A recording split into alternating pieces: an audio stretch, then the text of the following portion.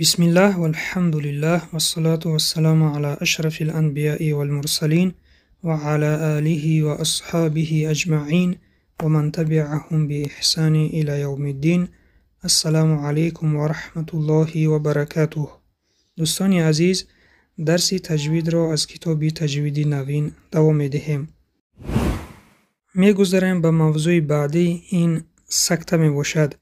سکته در لغت به معنای توقف و ایستادن می آید. در اصطلاح علم تجوید این قطع کردن آواز در بین دو کلمه بدون نفس گرفتن و ادامه دادن قرائت را گویند. یعنی در بین دو کلمه می ایستیم و خواندن را دوام می دهیم نفس نکشیده. علامت سکته این گذاشتن حرف سین میده در بالای کلمه ها می باشد. آیت های سکته. یکم، سکته در قرائت حفص از طریق شاطبیه در آیت های زیرین واجب می باشد. یکم در بین آیت یکم و دویم سوره کهف. مثال: بسم الله الرحمن الرحیم ولم یجعل له عوجا قیما لینذر بأسا شدیدا من لدنه ویبشر المؤمنین. ببینید دوستان، در اینجا علامت سکته است. در اینجا در آن حالت واجب می شود که اگر شخص در اول خواندن نیت داشته باشد که در آخر آیت سکته می کند و اگر نیت داشته باشد که در آخر آیت وقف می کند، یعنی ایستاده نفس می گیرد، پس بر او واجب نمی شود. یعنی دو طریقه خواندن دارد. طریقه یکم وقف کردن، ایستاده نفس گرفته و آیت دوم را خواندن، و طریقه دوم سکته کردن، یعنی سکته کردن نفس نگرفته و آیت دوم را خواندن. در هر دو صورت دوستان در اینجا مد عوض تطبیق می گردد. این کلمه عوجا است که در وقت سکته و در وقت وقف در هر دو حالت مد عوض تطبیق کرده می شود. مثال: ولم یجعل له عوجا، دو حرکت می کشیم، نفس می گیریم، قیما لینذر دوام می دهیم. این در حالت وقف. و در حالت سکته ولم یجعل له عوجا قیما لینذر. ببینید سکته کرده نفس نگرفته خواندن را دوام دادیم. دوم در آیت 52 سوره یاسین، در اینجا در بین آیت می باشد و سکته کردن واجب است. مثال: اعوذ بالله من الشیطان الرجیم قالوا یا ویلنا من بعثنا من مرقدنا هذا ما وعد الرحمن وصدق المرسلون. سیوم در آیت 27 سوره قیامت. مثال: وقیل من راق.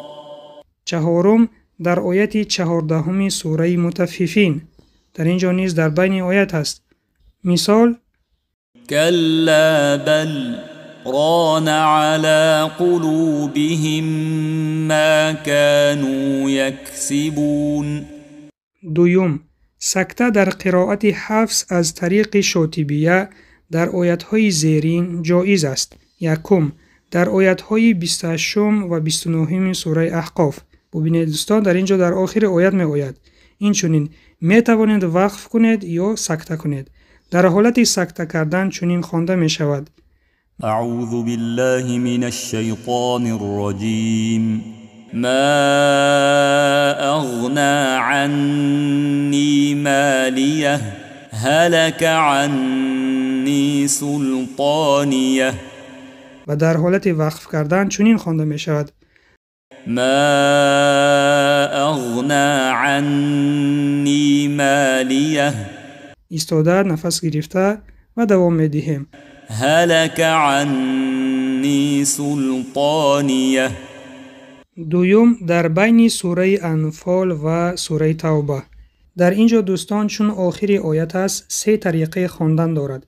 طریقه یکم وقف کردن.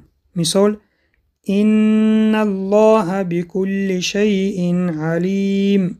وقف کرده و نفس گرفته دوام می دهیم. براءة من الله. دویم حالت سکته کردن. ان الله بكل شيء علیم. براءة من الله. نفس نگرفته دوام دادیم.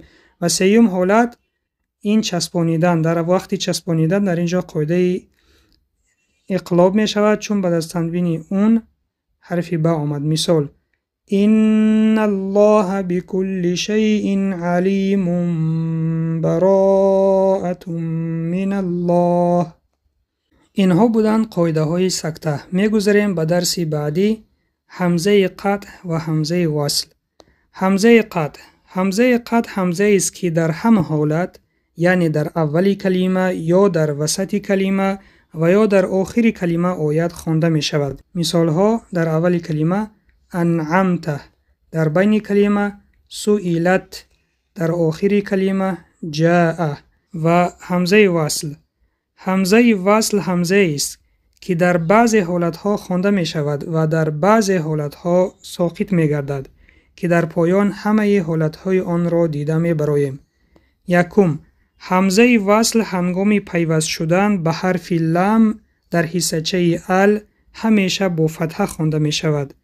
مثال الحمد.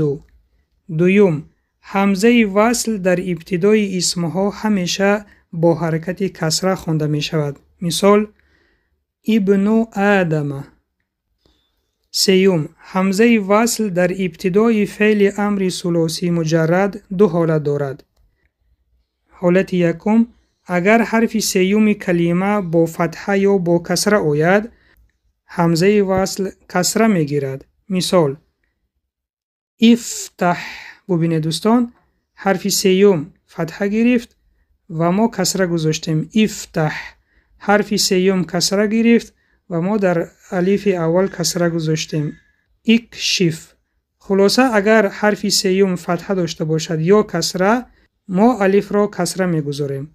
افتح اکشف.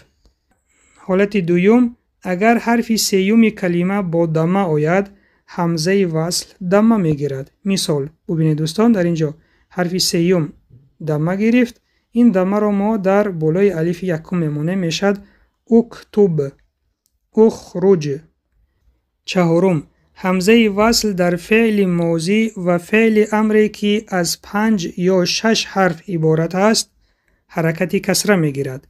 مثال اصطفى، استسقا. میگذاریم به درس بعدی، تسهیل همزه. تسهیل در لغت به معنای سبک کردن می آید. در اصطلاح علم تجوید این سبک خواندن همزه می باشد، یعنی بین همزه اصلی و الف. در روایت حفص همزه مسهله یعنی سبک در آیت 44 سوره فصلت می آید، یعنی تنها در یک حالت. علامت تسهیل: در قرآن کریم در بالای الف و جای همزه نقطه گذاشته شده است. اصل این کلمه چنین بود: اعجمیون، و با آن همزه استفهامی داخل کرده شد و اعجمیون شد.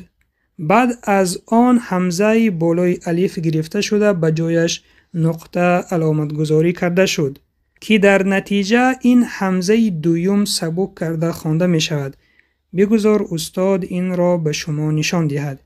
مثال دوستان ببینید: اعجمی و عربی. اگر ما این همزه را تسهیل نکنیم چنین خوانده می شود: اعجمی و عربی. و این همزه دویم را دوستان که به جایش نقطه است ما تسهیل کرده سبک کرده می خوانیم چنین می شود: اعجمی و عربی. اعجمی و عربی. اعجمی و عربی.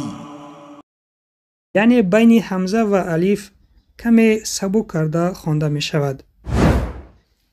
سوال ها برای سنجش: یکم، سکته در لغت و در اصطلاح چی معنا دارد؟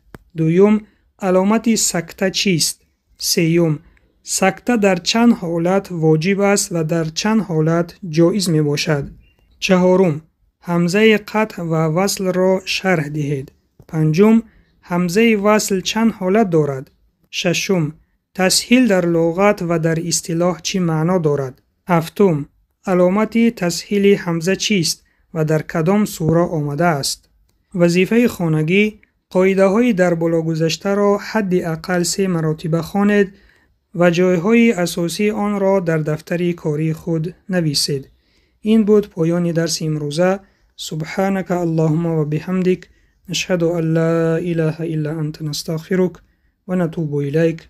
السلام علیکم و رحمت الله و برکاته.